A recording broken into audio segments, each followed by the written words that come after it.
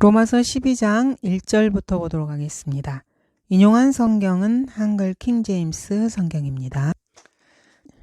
로마서 12장 1절은 그러므로 라고 시작하고 있습니다. 자, 그러므로라는 말은 앞에 언급했던 말들을 지금 인과관계로 말씀하는 것입니다. 즉 로마서 12장은 11장 마지막과 이어지고 있는 것입니다.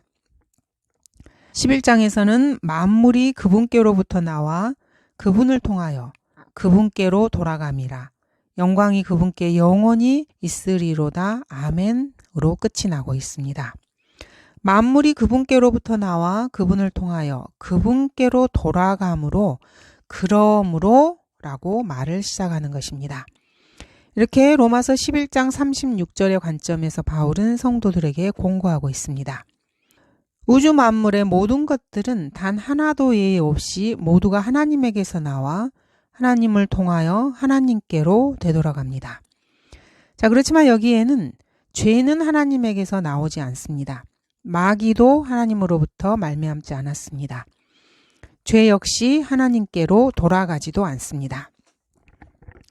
로마서 11장 36절에서의 만물은 하나님의 지혜와 부요함, 그분의 심판, 그리고 그분의 지나간 길을 말하는 것입니다.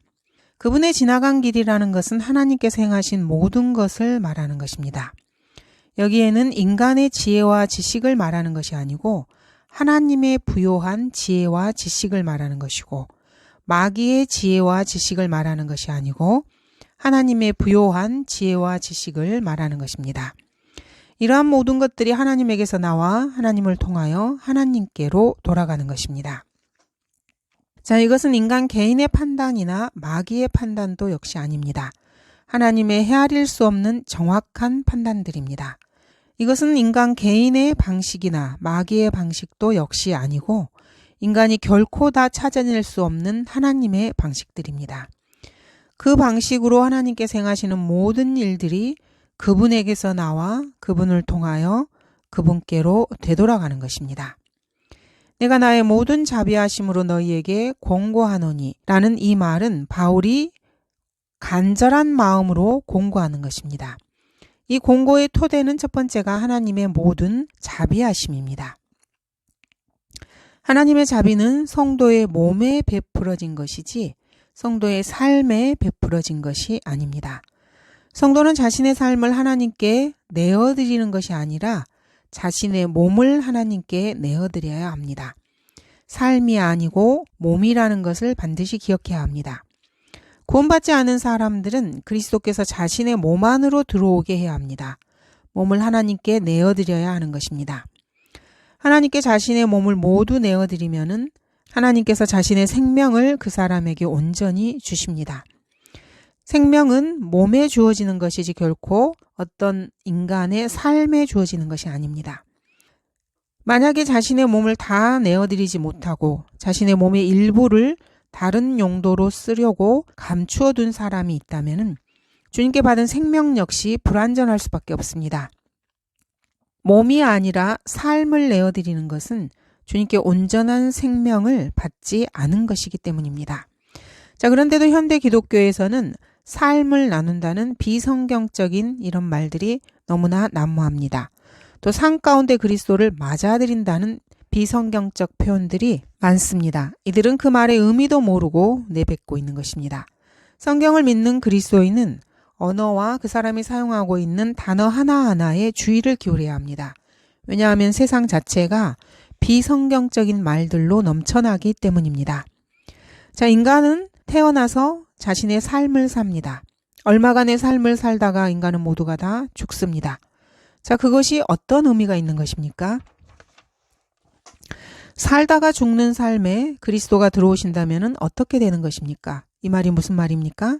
아무 뜻도 아닙니다. 삶은 실체가 없는 것입니다.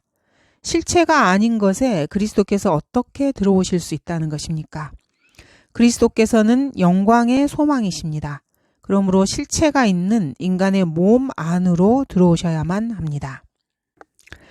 또한 너희 몸은 너희가 하나님으로부터 받은 바 너희 안에 계신 성령의 전인 것을 알지 못하느냐. 너희는 너희 자신의 것이 아니라고 고린도전서 6장 19절은 말씀하십니다.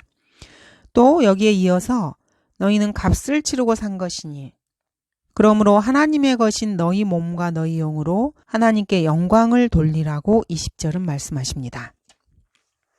1절에서 바울은 몸을 하나님께 드리라고 공고합니다. 드리되 거룩한 산 제물로 드리라고 말하고 있습니다. 하나님께 드리는 제물은 죽은 제물을 드려서는 안 됩니다. 살아있는 산 제물을 드려야 하는 것입니다. 죽은 제물은 하나님께 아무런 소용이 없습니다. 죽어서 땅에 묻혀 썩는 죽은 제물을 하나님께서 뭐하러 받으시겠습니까? 인간의 몸은 살아있어야 뭔가를 하고 싶습니다. 죽은 몸은 그 어디에도 쓸데가 없기 때문에 화장을 하거나 땅속에 묻어버리는 것입니다. 그 누구도 그 죽은 몸을 가지고 뭔가를 할 수는 없습니다. 살아있는 몸이 뭔가 하고 싶어야 주님도 그 몸을 통해서 일하실 수가 있는 것입니다. 죽은 몸은 아무짝에도 쓸모가 없습니다. 산 제물로 주님께서 하시고자 하는 일을 하실 수 있는 것입니다. 너희 몸을 하나님께서 기뻐하시는 산 제물로 드리라. 몸을 드리는 것은 구원과는 상관이 없습니다. 구원받기 위해서 몸을 드리는 것이 결코 아닙니다. 성도는 구원을 받았기 때문에 하나님께 자신의 몸을 자원하여 드리는 것입니다. 하나님께서 그 사람에게, 개인에게 바라시는 대로 그 사람이 할 수 있도록 하기 위해서 자신의 몸을 산 제물로 하나님께 드리는 것입니다. 몸을 들여서 구원을 받으려는 것이 결코 아닙니다. 이는 행위로 구원을 얻고자 하는 행위 구원이고 하나님의 의를 무시하는 행동입니다. 몸을 아무리 드려도 사람은 구원받을 수 없습니다. 구원을 받았기 때문에 하나님께서 원하시는 대로 자신의 몸을 사용하도록 살아있는 제물로 자신의 몸을 드려야 하는 것입니다. 행위로 하늘나라에 이루고자 하는 사람들은 성령 운동을 하는 사람들이 있고 로마 가톨릭 사제들과 수녀들이 여기에 해당하며 힌두교 구루들, 돌을 닦는 사람들, 세상의 온갖 종교에 심취한 자들이 여기에 해당합니다. 세상 사람들은 자기의로 어딘가에 도달하려고 망상을 가지고 있는 사람들입니다. 그래서 이들은 몸을 학대하기도 하고 수련에 매진하기도 하며 여러 날 금식을 하기도 하고 가부좌를 틀고 명상을 몇 날 며칠이고 하기도 합니다. 스스로에게 고행을 강요하고 심지어 추운 겨울에 벌거벗고 바위 위에 앉아서 몸을 학대하기도 합니다. 자기 몸을 하나님이 아닌 사탄에게 드리는 자들입니다. 그러면서 그런 행동을 통해서 그 결과로 구원을 받기를 염원하는 것입니다. 로마서 3장 13절에서 18절에서는 이렇게 말씀하고 계십니다. 그들의 목구멍은 열린 무덤이요. 그들이 자기 혀로는 속였으며 그들의 입술 아래는 독사의 독이 있고 그들의 눈앞에는 하나님을 두려워함이 없도다. 이는 자기의를 드러내는 자들에 대한 성경적 평가라고 할 수 있습니다. 열린 무덤이라는 것은 그 속에 시체들만 있습니다. 현대인들은 죽은 시체들을 가지고 육신적인 일들만을 하고 있습니다. 육신적인 행위들을 통해서 그리스도께서 자신들의 삶 속에 들어오신다고 기대하는 것입니다. 이들은 하나님께 뭔가를 드려라. 그러면 하나님께서도 내게 너가 원하는 바를 주실 것이다. 이렇게 말을 합니다. 이러한 것들은 성경에도 없는 말들입니다. 성경적 복음은 이렇게 말합니다. 너는 버림받은 존재고 지옥에 갈 수밖에 없다. 주 예수 그리스도를 받아들이면 하나님께서 너를 지옥에서 건질 것이다. 지옥에 가지 않을 것이다. 이렇게 말씀합니다. 예수 그리스도께서는 죄인들을 위해 죽으셨고 이 사실을 믿고 영접하면은 누구라도 지옥에 가지 않습니다. 이것이 복음이고 기쁜 소식입니다. 너희 몸을 하나님께서 기뻐하시는 거룩한 산 제물로 드리라. 말이 쉽지 사실 이것을 실천하는 것은 아주 어려운 일입니다. 즉 이것은 십자가에 자기 자신이 달려 죽는 것입니다. 산채로 십자가에 달려야 이것이 가능합니다. 왜 그렇습니까? 산 제물로 하나님께 드려야 하기 때문입니다. 산채로 십자가에 달려야 이것이 거룩한 제물이 되는 것입니다. 하나님께서 기뻐 받으시는 제물이 되어서 하나님께 드릴 합당한 예배를 드릴 수 있습니다. 주님께서 성도를 구원하셨기 때문에 그렇게 하는 것이 합당한 것입니다.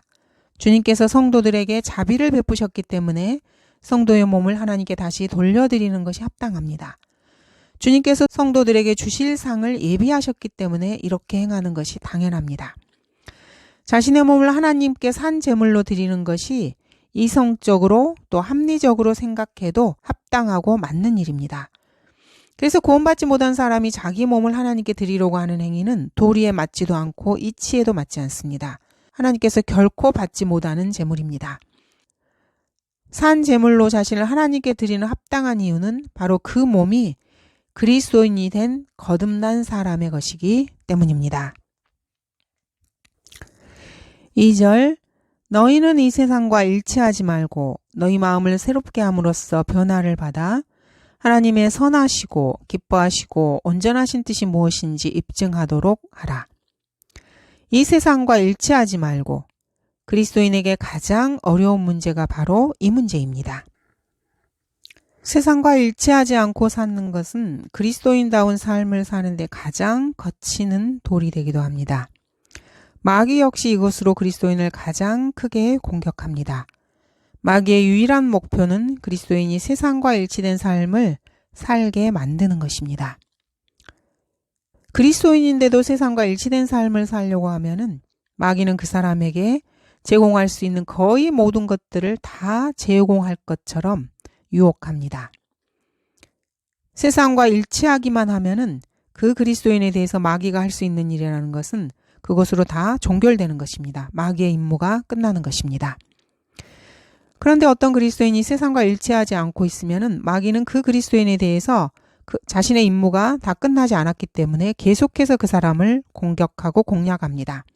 그렇기 때문에 이것이 그리스도인에게는 최대의 골칫거리입니다. 그리스도인으로서 무슨 일이 있어도 세상과 일치하지 않으려고 노력하기 때문에 그래서 박해를 받고 고문당하고 끝내는 순교를 당하기도 합니다.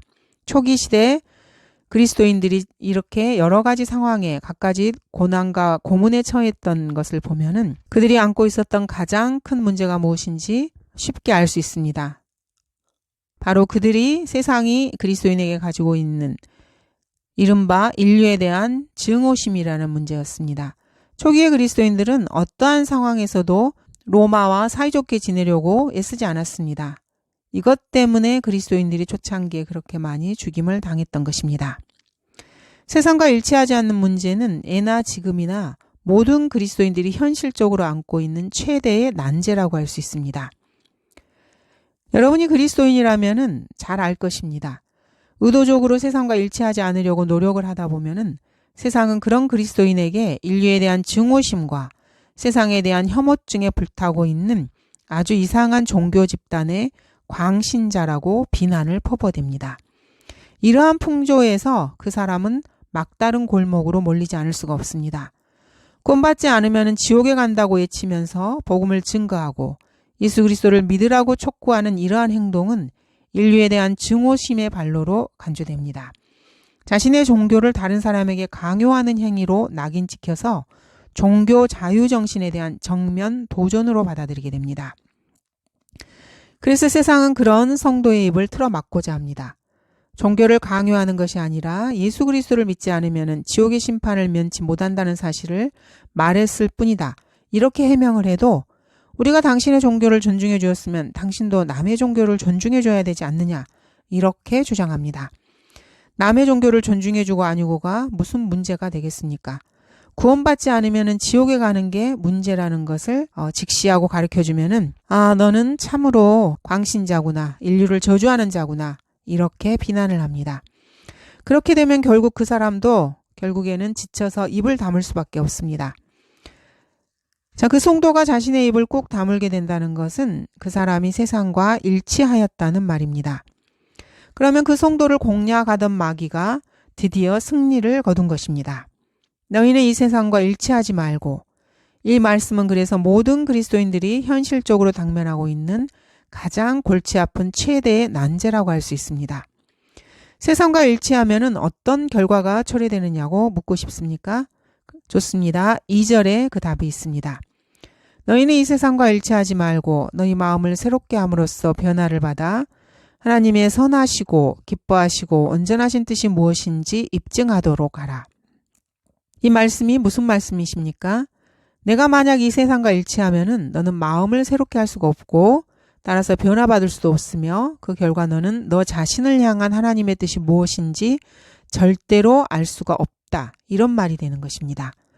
하나님의 선하시고 기뻐하시고 온전하신 뜻이 무엇인지 입증하려면은 이 세상과 일치하지 말고 너희 마음을 새롭게 함으로써 변화를 받아야만 가능하다. 이 말씀이 바로 이 구절의 뜻입니다. 여기서 입증하도록 하라는 이 프루브라는 말은 확실하게 찾아내라, 분명히 밝혀내라는 뜻입니다. 마음을 새롭게 함이라는 말은 생각을 다르게 하기 시작하는 것, 새로운 사고를 갖기 시작하는 것, 새로운 관점에서 바라보기 시작한다는 뜻입니다. 여러분이 세상과 일치하지 않는 것, 이것이 바로 여러분이 하나님의 뜻을 확실하게 찾아내기 위한 첫걸음입니다. 이 첫걸음을 담대하게 믿음으로 내디뎌야만 그 사람은 마음을 새롭게 할 수가 있고 변화될 수가 있으며 마침내 하나님의 뜻이 무엇인지 찾아낼 수 있습니다. 세상과 일치하지 말고 하나님의 뜻을 찾아내기 위한 이 첫걸음 역시 지극히 부정적인 태도라고 할 수 있습니다. 뭐뭐 하지 말라라는 표현 자체가 참으로 부정적입니다. 이렇게 성경은 우리에게 부정적인 시각으로 세상을 바라보고 부정적인 자세로 세상에 임하며 부정적 사고로 세상을 다룰 것을 요구하고 있습니다. 그리스도인들이 자신의 몸을 산 제물로 드려야 하는 정당한 이유를 살펴보았습니다. 하나님께 자신의 몸을 산 제물로 드려야 마땅한 이유가 바로 로마서 11장 36절이었습니다. 만물이 하나님께로부터 나온다는 사실, 이것이 바로 헌신해야 하는 첫 번째 합당한 이유입니다. 성도의 몸을 산 제물로 드려야 하는 두 번째 이유는 바로 로마서 12장 1절이었습니다. 하나님께서는 우리에게 자비를 베풀어 주셨습니다. 이것이 헌신해야 하는 두 번째 정당한 이유입니다. 그리고 세 번째 합당한 이유는 2절입니다. 하나님의 선하시고 기뻐하시고 온전하신 뜻, 이것이 성도의 몸을 산 제물로 드려야 하는 합당한 정당한 이유인 것입니다. 이러한 세 번째 이유를 분명히 알기 위해서라도 성도라면은 하나님의 뜻을 확실하게 찾아내어야 합니다. 우리 그리스도인들이 자신의 몸을 하나님께 산 제물로 드려야 하는 합당한 이유는 이렇게 세 가지로 집약됩니다. 만물이 하나님으로부터 나왔고 하나님께서 성도에게 자비를 베푸셨고 그리고 하나님께서 성도에게 어떻게 하기를 원하시는지 분명한 뜻을 가지고 있다는 이 세 가지 사실로 인해서 여러분의 헌신을 요구할 수 있는 정당한 근거가 되는 것입니다. 하나님의 선하시고 기뻐하시고 온전하신 뜻. 이 짤막한 구절에 하나님의 세 가지 뜻이 모두 다 나와 있습니다. 선하신 뜻, good will, 기뻐하시는 뜻, acceptable will, 그리고 온전하신 뜻, perfect will. 이 세 가지입니다. 성도를 향한 하나님의 뜻 가운데서 첫 번째는 그릇되게 행하여 죄를 짓지 않도록 하라는 것입니다. 악한 일을 행하지 않고 선을 행하라는 것입니다. 선하게 행하라, 선하게 행하라, 선하게 행하라는 것입니다. 이것이 바로 하나님의 첫 번째 뜻입니다. 하나님께서는 그 누구도 그릇되게 생각하고 죄 짓는 것을 결코 원하지 않으십니다. 하나님께서는 누구에게 어떤 뜻을 갖고 계실 때 그 뜻의 첫 번째는 언제나 선하라는 것입니다. 선을 행하는 것이 바로 하나님의 첫 번째 뜻입니다. 하나님께서 성도에게 가지고 계신 두 번째 뜻에 대해서는 아주 주의해야 합니다. 왜냐하면은 덮어놓고 어떤 선한 행동을 했다고 해서 하나님께서 과연 그것을 기뻐하시느냐, 이것과는 완전히 별개의 문제이기 때문입니다. 하나님께서 기뻐하시는 뜻은 성도가 생각했던 것과 얼마든지 다를 수가 있습니다. 그러므로 성도가 어떤 선한 행동을 하더라도 그것이 하나님께서 기뻐하시는 것인가, 이것을 정확하게 헤아려서 알고 난 다음에 그 선한 일을 시작해야 합니다. 아무리 선한 행동을 했다 하더라도 그 행동이 하나님께 기뻐하시는 그 뜻에 부응하는 것이 아니라면은 그리스도의 심판석에서 전혀 평가받을 수 없습니다. 그러므로 아무리 선한 일을 해도 그에 대한 상이 없는 것입니다. 성도를 향해 하나님께서 가지고 계신 세 번째 뜻은 온전하신 뜻입니다. 하나님께서는 성도가 선하기를 바라시고 선한 행동을 하기 바라십니다. 그래서 그 성도가 하나님께서 기뻐하시는 선행이 무엇일까라고 깊이 생각하고 선한 일이라도 어떤 선을 행해야 주님께서 기뻐 받으실까? 이렇게 정확하게 알기 위해서 성경을 읽고 하나님의 말씀들을 상고하면서 기도로 묵상할 필요가 있는 것입니다. 그렇게 해서 마침내 하나님께서 기뻐하시는 뜻을 알게 되고 그 뜻에 따라서 행동하게 되는 것입니다. 따라서 성도가 행한 모든 선한 것들이 하나님의 기뻐하시는 뜻에 온전히 부합하게 되는 것입니다. 이것이 바로 그 사람을 향해서 하나님께서 가지고 계신 온전하신 뜻입니다. 성도는 그리스도의 심판석에서 주님께로부터 이에 대해서 아주 높은 평가를 받고 큰 상을 받게 될 것입니다. 자, 그런데 성도가 만약에 하나님의 이 세 가지 뜻 가운데서 그 어느 하나라도 소홀히 하거나 무시하거나 아니면 하나님의 뜻을 그 중을 잘못 파악했다면은 그 사람은 이 세상과 일치하지 말고라는 성경 말씀에 순종하지 않은 것이 됩니다. 자, 너희는 이 세상과 일치하지 말고라는 이 말씀을 들으면은 무슨 생각이 먼저 떠오릅니까? 수많은 그리스도인들이 세상과 일치하고 있구나라는 생각이 먼저 떠오를 것입니다. 그리스도인이라고 하면서 하나님께서 기뻐하시는 뜻은커녕 선하신 뜻조차도 전혀 개의치 아니하고 행동하고 살고 있는 그런 사람들이 많이 있습니다. 그리스도인인데도 선하기는커녕 악한 짓을 하는 사람들이 참으로 많습니다. 비록 선한 일을 한다 해도 하나님께서 기뻐 받으시는 일과는 거리가 멀고 또 비록 하나님의 뜻이라고 해도 그 기뻐 받으시는 뜻과 정확하게 일치하지 않는 경우가 허다합니다. 3절 내게 주신 은혜로 인하여 너희 중 각 사람에게 말하노니 자신에 대하여 마땅히 생각할 그 이상의 생각을 품지 말고 다만 하나님께서 각 사람에게 나누어 주신 믿음의 분량에 따라 건전하게 생각하라. 자신에 대하여 마땅히 생각할 그 이상의 생각을 품지 말고 아주 중요한 충고입니다. 자기 자신을 스스로 과대평가하지 말라는 충고입니다. 교만하지 말라는 말입니다. 교만은 자기 자신에 대해서 과대평가하는 데서부터 나옵니다. 해병대에서는 자부심을 가지라 라는 표어들이 있습니다. 하지만 우리 그리스도인들에게 필요한 것은 자부심이 결코 아닙니다. 우리 그리스도인들이 가지고 다니는 표어라고 하면은 감사가 넘치게 하라 이 정도입니다. 감사가 넘치는 생각이야말로 건전하게 생각하는 것입니다. 건전하게 생각하되 믿음의 분량에 따라 생각해야 합니다. 믿음의 분량이라는 것은 성도가 하나님께로부터 얼마나 많은 것을 받았는지에 대해서 생각한 그 생각의 정도를 말합니다. 자신이 하나님께로부터 받은 은혜가 그렇게 많지 않다고 생각한다면 그 사람은 믿음의 분량 역시 그렇게 많지 않은 것입니다. 또 자신이 하나님께로부터 받은 은혜가 많다고 생각하면 그 사람의 믿음의 분량도 그만큼 많은 것입니다. 하나님께서 성도에게 믿음이라는 은혜를 별로 많이 주시지 않았다고 생각하면 그 사람은 별로 안 믿어도 됩니다. 거꾸로 이 말을 하자면 하나님께서 성도에게 믿음을 주셨으니까 여러분이 무엇을 계획한다 하더라도 받은 그 믿음을 가지고 믿음만큼 확고하게 하라는 말입니다. 믿음의 분량은 사람에 따라 다릅니다. 내가 이 정도의 믿음의 분량을 가졌다고 해서 다른 사람도 그 정도의 믿음의 분량을 가지고 있는 것이 아닙니다. 바울은 여기 3절에서 내게 주신 은혜로 이렇게 말하고 있습니다. 내게 주신 은혜로 성도에게 말하고 있다고 바울은 말합니다. 바울은 받은 은혜가 실로 많았습니다. 사람에 따라 하나님께로부터 받은 은혜의 분량이 다 다릅니다. 그 믿음의 분량 또한 사람에 따라 다릅니다. 바울이 받은 은혜에 대해서 말해보자면은 다른 사람들에게는 철저히 차단되어 있는 셋째 하늘까지 영안에서 끌려 올라가 셋째 하늘을 직접 보고 오는 그러한 기회를 갖기도 했습니다. 참으로 엄청난 은혜였습니다. 하나님께서는 사람을 차별하셔서 누구에게는 많은 은혜를 주시고 누구에게는 적은 은혜를 주시는 것이 아닙니다. 하나님께서는 각자의 필요에 따라 누구에게는 많은 은혜를 주시고 누구에게는 적게 주시는 것뿐입니다. 현대 기독교의 특징은 하나님의 은혜를 주제넘게 과장한다는 점이 그 하나입니다. 라디오를 틀어보고 기독교 방송을 들어보면은 뭔 은혜가 그렇게도 철철 넘쳐 흐르는지 날마다 은혜의 홍수가 날 지경입니다. 걱정하지 마십시오. 뭐든지 하나님께 요구하십시오. 당신은 무엇이든지 가진 권리가 있습니다. 이렇게 선전하는 것처럼 들립니다. 마치 재테크 길잡이라도 되는 듯합니다.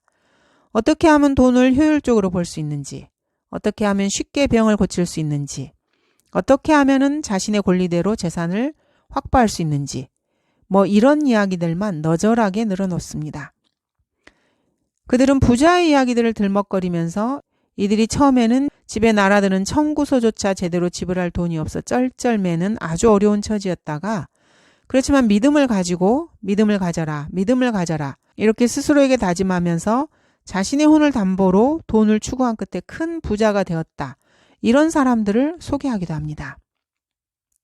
이런 부자들은 일반 우리와 같은 서민들도 부자가 될 수 있다는 증거고 하나님께서는 여러분이 부자가 되기를 바라신다고 이렇게 말을 하는 것입니다. 이런 자들은 자신들이나 여러분의 죄들에 대해서는 전혀 언급도 하지 않고 오직 자신들의 죄를 버젓이 정당화시키기까지 합니다. 모든 사람들이 다 부자가 되어야 한다. 당신도 나처럼 부자가 될 권리가 있다. 이들은 이런 식으로 사람들을 선동합니다. 구한 대로 받는 기도. 이 책에 보면은 온갖 응답받은 기도의 예들이 제시되고 있습니다. 하지만 사실 응답받지 못했던 기도들을 하나도 수록하지 않고 있다는 사실을 사람들은 잘 생각하지 못합니다. 여러분의 기도는 여러분이 갖고 있는 믿음의 분량대로 받는 것입니다. 그리고 여러분의 믿음의 분량은 하나님께서 여러분에게 필요한 만큼씩 주신 은혜의 분량에 따라 달라질 뿐만 아니라 여러분이 하나님께로부터 받은 은혜를 어느 만큼이나 제대로 파악하고 있느냐 그 여부에 따라서 달라지기도 합니다. 여러분이 아주 비싼 외제 고급차를 몰고 다닐 만한 그리고 그런 고급차를 가질 필요가 있다고 판단하신 하나님께서 여러분에게 그 차를 구입할 만한 은혜를 주신다면 모르겠지만은 그렇지 않다면 여러분은 결코 그런 고급 외제차를 구입할 돈을 가질 수 없습니다. 반면 하나님께서는 여러분에게 고급 외제차를 타고 다닐 만한 은혜를 주셨는데도 여러분 자신이 그런 은혜를 받지 못했다고 생각하면 여러분은 그런 차를 살 엄두조차 내지 못합니다. 반면에 하나님께서 그런 차를 살 만한 은혜를 여러분에게 주지 않으셨는데 여러분이 그런 차를 끌고 다닌다면은 이것은 하나님께로부터 받은 은혜 이상으로 뭔가를 도둑질하고 있는 것이 분명합니다. 은사주의자들의 허튼 소리를 믿고 너도 나도 돈을 펑펑 쓰고 이것저것을 사다 날리는 권리가 있다고 믿고 그런 고급차를 할부로 사들였다가는 모두가 다 거덜나고 말 것입니다. 은사주의자들이 나타나서 집회를 열고 허튼 소리로 사람들을 자꾸 붕 뜨게 만듭니다. 하지만 그 누구 하나 그들의 감언 이설을 믿고 고급 외제차를 사는 계약서에 서명하지는 않습니다. 여러분은 부자가 될 권리가 있습니다. 여러분은 모두 건강할 권리가 있습니다. 여러분이 가난하다면 그것은 여러분이 구하지 않기 때문입니다. 여러분에게 질병이 있다면 그것은 여러분의 믿음이 적기 때문입니다. 이렇게 떠들어댑니다. 겉으로 처음 듣기에는 참 듣기 좋은 말이지만은 이런 말은 성경에 없는 말들입니다. 이런 사람들은 하나님의 말씀을 자기 멋대로 사칭하고 다니는 거짓말쟁이들입니다. 바울은 여러분에게 그리스도를 따르는 자신을 따르라고 말했습니다. 자, 그런데 바울은 어떤 삶을 살다가 어떤 죽음을 죽었습니까? 아내도 없이 자식도 없고 집도 도와줄 사람도 없고 입을 옷도 없고 자동차도 없이 살았으며 학교, 교회 단 한 뼘의 사유지도 단 한 대의 고물버스도 없었습니다. 도대체 이런 상황이 무슨 모범이 된다고 바울은 여러분에게 자신을 따르라고 말하는 것입니까? 심지어 바울은 이렇게도 말했습니다. 지금 이 시간까지도 우리는 줄이고 목마르며 헐벗고 매맞으며 정처가 없고 우리 손으로 일함으로써 수고하며 욕을 먹으면 축복하고 박해를 받아도 참으며 비방을 받으나 권면하고 세상에 쓰레기같이 되며 지금까지 만물의 찌꺼기가 되었노라. 그런데도 바울은 그러므로 내가 너희에게 공고하노니 너희는 나를 따르는 자들이 되라고 권면합니다. 바울은 곳곳에서 자기가 하나님의 자비를 입었다고 언급합니다. 바울이 입은 하나님의 자비가 도대체 무엇이기에 그토록 자랑을 하면서 자기를 본받으라고 바울은 말하는 것입니까? 그렇습니다. 바울은 하나님의 말씀에 관한 한 여러분에게 있어서 최상의 모범이 되는 사람이었습니다. 그러나 내가 자비를 입은 것은 이 때문이니 곧 먼저 내 안에서 예수 그리스도께서 온전한 오래 참으심을 보여주셔서 후에 그를 믿고 영생을 얻는 자들에게 본이 되게 하려 하심이니라. 믿음을 가지고 있어야 합니다. 자, 그러나 무엇인가 위대한 일에 관심을 가지고 하나님께서 여러분을 통해서 그 위대한 일을 행하실 것을 기대하십시오. 윌리엄 캐리가 한 말입니다. 하나님께서는 윌리엄 캐리를 통하여 위대한 일을 하셨습니다. 비록 윌리엄 캐리의 아내가 미쳐버렸고 그 자신도 해외에서 일하는 동안에 줄곧 병을 앓았지만 그는 11개 나라의 언어로 성경을 번역하는 대업을 수행했습니다. 그러나 하나님께서 그 위대한 사역에 대해서 돈으로 갚아주지는 않으셨습니다. 여러분이 한 젊은이로서 성경 공부를 하면서 속으로 생각하기는 윌리엄 캐리보다 그 어떠한 사람보다 더 위대한 일을 앞으로 할 수 있을 것이라는 믿음을 가지고 있을 수도 있습니다. 정말로 그런 믿음을 가진 것은 좋은 것입니다. 성경을 가르치는 사람보다 훨씬 더 위대한 일들을 배우면서 수행할 수 있으리라고 믿습니다. 4절.